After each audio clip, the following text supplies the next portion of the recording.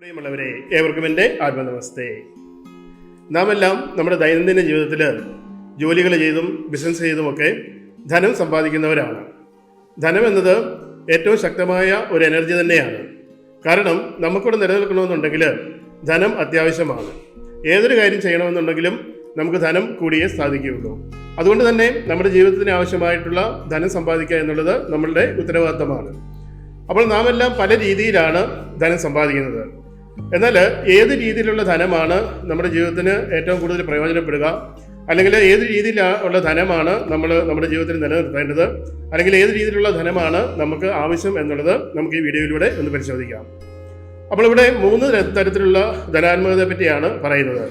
അതിലൊന്നെന്ന് പറയുന്നത് സാത്വികമായ ധനം, രണ്ടെന്ന് പറയുന്നത് രജസിക്കായിട്ടുള്ള ധനം, മൂന്നെന്ന് പറയുന്നത് തമസിക്കായിട്ടുള്ള ധനം.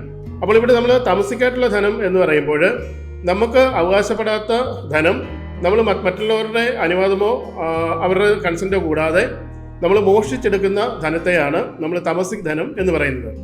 അപ്പോൾ മോഷ്ടിച്ചോ പിടിച്ചു പറിച്ചോ അല്ലെങ്കിൽ അങ്ങനെയുള്ള തമസിക്കായിട്ടുള്ള മാർഗങ്ങളിലൂടെ നമ്മൾ നേടിയെടുക്കുന്ന ധനത്തെയാണ് തമസിക് ധനം എന്ന് പറയുന്നത്. ഇത് ഒരു വ്യക്തിയുടെ ജീവിതത്തിൽ ഒരു കാരണവശാലും സന്തോഷമോ സമാധാനമോ തരുന്ന ഒരു മാർഗമല്ല. മറിച്ചൊരു വ്യക്തിയുടെ ജീവിതത്തിൽ കൂടുതൽ വിഷമങ്ങളും പ്രതിസന്ധികളും ചലഞ്ചസും കൊണ്ടുവരുന്ന മാർഗമാണ് ഇത്തരത്തിലുള്ള ധനസമ്പാദനം എന്ന് പറയുന്നത്. അപ്പോൾ ഇങ്ങനെ സമ്പാദിക്കുന്ന ധനം ഒരിക്കലും നമ്മുടെ ജീവിതത്തിൽ നമുക്ക് ഉപയുക്തമാകുന്നില്ല എന്ന് നമുക്ക് മനസ്സിലാക്കാനായിട്ട് സാധിക്കും. അഥവാ ഇങ്ങനെ സമ്പാദിക്കുന്ന ധനം നമ്മുടെ ജീവിതത്തിൽ യാതൊരു വിധത്തിലുള്ള സന്തോഷമോ സമാധാനമോ നമ്മുടെ ജീവിതത്തിലേക്ക് കൊണ്ടുവരാനായിട്ട് സാധിക്കുന്നില്ല എന്ന് നമുക്ക് കാണാനായിട്ട് കഴിയും. അതുകൊണ്ട് തന്നെ ഇത്തരത്തിൽ ധനം നേടാനുള്ള മാർഗങ്ങളെ ഒരു കാരണവശാലും നമ്മുടെ ജീവിതത്തിൽ പിന്തുടരാൻ പാടില്ല എന്നുള്ളതാണ് വാസ്തവം. നമുക്കറിയാം, നമ്മൾ നേരിട്ട് ഒരു മോഷണം നടത്തി അല്ലെങ്കിൽ പിടിച്ചു പറിച്ച് ഉണ്ടാക്കുന്ന ധനം മാത്രമല്ല, മറിച്ച് നമ്മൾ വളരെ ബുദ്ധിപൂർവ്വം മറ്റൊരാളുടെ ധനം എടുക്കാനായിട്ട് ബുദ്ധിപൂർവ്വം നമ്മൾ ചെയ്യുന്ന പ്രവൃത്തികളും താമസികമായിട്ടുള്ള ധന തേടലിനുള്ള മാർഗമാണ്. അപ്പോൾ അതുപോലുള്ള ഏതൊരു മാർഗമാണെങ്കിലും, അതായത് മറ്റൊരാളുടെ ധനം അയാളുടെ അനുവാദം കൂടാതെ ഏതെങ്കിലും ബുദ്ധിപരമായ മാർഗങ്ങളിലൂടെയോ അല്ലെങ്കിൽ നേരിട്ടുള്ള മാർഗങ്ങളിലൂടെയോ ഒക്കെ നമ്മൾ കൈവശപ്പെടുത്തുന്നത് തമസിക്കായിട്ടുള്ള മാർഗമാണ്. ആ ഒരു ധനം നമ്മുടെ കയ്യിൽ ഇരുന്ന് കഴിഞ്ഞാൽ നമ്മുടെ ജീവിതം കൂടുതൽ കഷ്ടപ്പാടുകളും തിന്മകളും നിറഞ്ഞതായി മാറുകയും അങ്ങനെ ജീവിതം തന്നെ നശിച്ചു പോവുകയാണ് ചെയ്യുന്നത്. ഇനി രണ്ടാമത്തെ മാർഗം എന്ന് പറയുന്നത് രജസിക്കായിട്ടുള്ള ധന സമ്പാദന മാർഗമാണ്. രജസിക്കായിട്ടുള്ള മാർഗം എന്ന് പറയുമ്പോൾ ഇവിടെ നമ്മൾ സാധാരണഗതിയിൽ നമ്മളൊരു ജോലി ചെയ്യുന്നു. ആ ജോലി ചെയ്യുമ്പോൾ നമുക്ക് അവകാശപ്പെട്ടതിലും കൂടുതൽ ധനം നമ്മൾ സമ്പാദിക്കാനായിട്ട് ശ്രമിക്കുന്നതിനെയാണ് രജസിക്കായിട്ടുള്ള മാർഗം എന്ന് പറയുന്നത്. അതിപ്പോൾ ഒരു ജോലിയാകാം, അല്ലെങ്കിൽ ഒരു ബിസിനസ് ആകാം, എന്തുമാകാം. ഇപ്പോൾ ഒരു ബിസിനസ് ചെയ്യുന്നു, അതിൽ ഒരു ന്യായമായ പ്രോഫിറ്റ് ഉണ്ടാക്കുക എന്നുള്ളതാണ് ശരിയായിട്ടുള്ള ഒരു ബിസിനസിന്റെ മാർഗം എന്ന് പറയുന്നത്. അല്ലാതെ അമിതമായ ലാഭം ഉണ്ടാക്കുന്ന തരത്തിലുള്ള ബിസിനസ്സുകൾ നമുക്കൊരിക്കലും നല്ലതായിരിക്കില്ല. അങ്ങനെയുള്ള ബിസിനസ്സുകളൊന്നും ഒരിക്കലും നമുക്ക് സന്തോഷമോ സമാധാനമോ നമ്മുടെ ജീവിതത്തിലേക്ക് കൊണ്ടുവരികയില്ല. കാരണം നമുക്ക് അവകാശപ്പെടാത്ത ധനവും കൂടിയാണ് നമ്മൾ അതിൻ്റെ കൂടെ ആർജിച്ചെടുക്കുന്നത്, അല്ലെങ്കിൽ അതിന് വേണ്ടിയിട്ട് ശ്രമിക്കുന്നത്.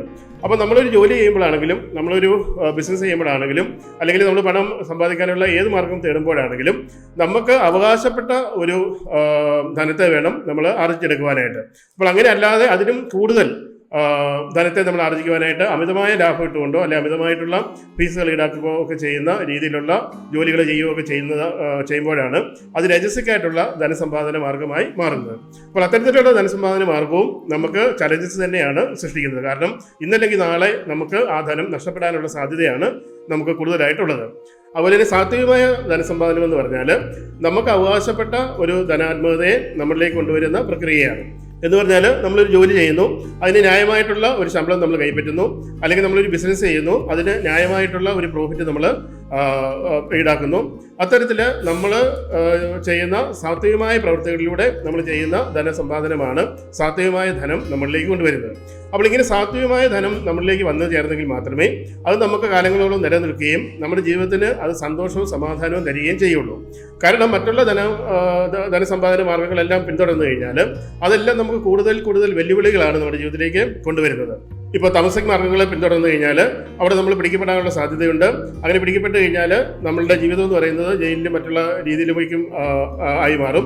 അതുപോലെ തന്നെ രജസിക്കായിട്ടുള്ള രീതിയാണ് നമ്മൾ പിന്തുടരുന്നത് എന്നുണ്ടെങ്കിൽ നമ്മൾ അമിതമായ ലാഭം ഈടാക്കുന്ന അല്ലെങ്കിൽ അമിതമായിട്ടുള്ള ചാർജുകൾ നമ്മൾ ഈടാക്കുന്ന സമയത്ത് അത് ഇന്നല്ലെങ്കിൽ നാളെ നമ്മുടെ എൻ്റയർ ബിസിനസ്സിനെ അല്ലെങ്കിൽ എൻ്റയർ ജോലിയെ തന്നെ തകർത്ത് കളയാനുള്ള സാധ്യതകളാണ് അവിടെ ഉള്ളത്. എന്നാൽ സാധ്യമായ ധനമാണ് നമ്മൾ നേടുന്നത് എന്നുണ്ടെങ്കിൽ കൂടുതൽ കൂടുതൽ ആളുകൾ നമ്മളിലേക്ക് കടന്നു വരാനായിട്ടും നമ്മുടെ ജീവിതം കൂടുതൽ മെച്ചപ്പെട്ട രീതിയിലേക്കായി മാറുന്നതിനും അതുപോലെ നമുക്ക് ടെൻഷനും സ്ട്രെസ്സും ഇല്ലാതെ നമുക്ക് സന്തോഷവും സമാധാനത്തോടെയും നമുക്ക് ആ ഒരു ജോലി അല്ലെങ്കിൽ ആ ഒരു ബിസിനസ് തുടർന്ന് പോകാനായിട്ട് നമുക്ക് സാധിക്കും. അങ്ങനെയുള്ള ജോലിയും ബിസിനസ്സും ഒക്കെയാണ് നമുക്ക് കാലങ്ങളോളം നമ്മുടെ ജീവിതത്തിൽ നിലനിൽക്കുകയുള്ളൂ. അപ്പോൾ നിങ്ങൾ എപ്പോഴും ശ്രദ്ധിക്കേണ്ടത് നമ്മുടെ സമ്പാദിക്കുന്ന ധനം സാത്വികമായിട്ടുള്ള ധനമാണോ എന്നുള്ളത് എപ്പോഴും ചിന്തിക്കാം. അങ്ങനെയല്ല എന്നുണ്ടെങ്കിൽ തീർച്ചയായിട്ടും ആ ഒരു പാറ്റേണിലേക്ക് നമ്മുടെ ധനസമ്പാദന മാർഗ്ഗങ്ങളെ മാറ്റുക. അങ്ങനെ മാറ്റിക്കൊണ്ട് സാത്വികമായ ധനം സമ്പാദിക്കാനായിട്ടും ആ ധനമെന്ന് പറഞ്ഞ ഊർജ്ജത്തെ വിനിയോഗിച്ചുകൊണ്ട് അങ്ങേയറ്റം സന്തോഷവും സമാധാനമുള്ള വ്യക്തികളായിട്ട് ഈ പ്രപഞ്ചത്തിൽ നിലനിൽക്കാനായിട്ടും എന്നെ കേട്ടുകൊണ്ടിരിക്കുന്ന നിങ്ങൾക്ക് ഓരോരുത്തർക്കും സാധിക്കട്ടെ എന്ന് ആശംസിച്ചുകൊണ്ട് മറ്റൊരു വീഡിയോയിൽ മറ്റൊരു സബ്ജക്റ്റുമായി കാണുന്നവരെ നിങ്ങളുടെ സ്വന്തം Yascha. Yasha Living, synchronizing the art, tactics and spirituality.